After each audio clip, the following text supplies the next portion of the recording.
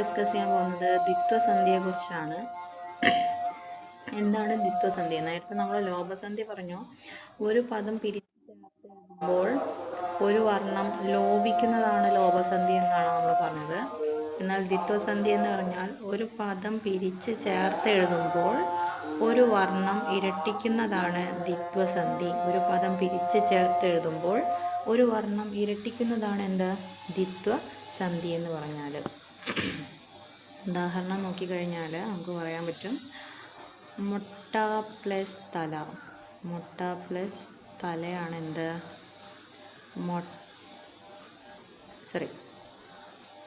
മുട്ട പ്ലസ് തലയാണ് എന്ത്? മുട്ട തല അല്ലേ? മുട്ടത്തല. ഇവിടെ th പ്ലസ് ഥ ചേർന്നിട്ട് എന്തായി? ഥ എന്നായി അല്ലേ? ഇനി കളിക്കളം. കളി പ്ലസ് കളം ആണ് എന്തായിട്ട് മാറുന്നത്?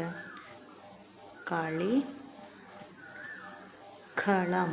ഇവിടെ ഖ പ്ലസ് ക ചേർന്നിട്ട് ഖ ആയിട്ട് മാറി. അപ്പോൾ ഇവിടെ ഖ എന്നിട്ടുള്ള ഒരു വർണ്ണം പുതിയതായിട്ട് ആഡ് ചെയ്യുകയാണ് ചെയ്യുന്നത് അല്ലേ? അതേപോലെ തൊൾ പ്ലസ് ആയിരം.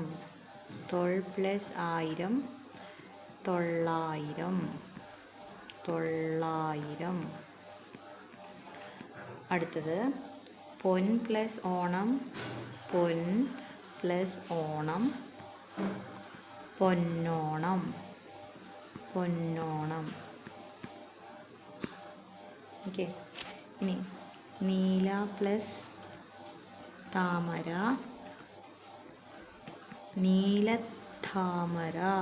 നീലത്താമര. ഓക്കെ. വർണ്ണ പ്ലസ് കിളി. വർണ്ണ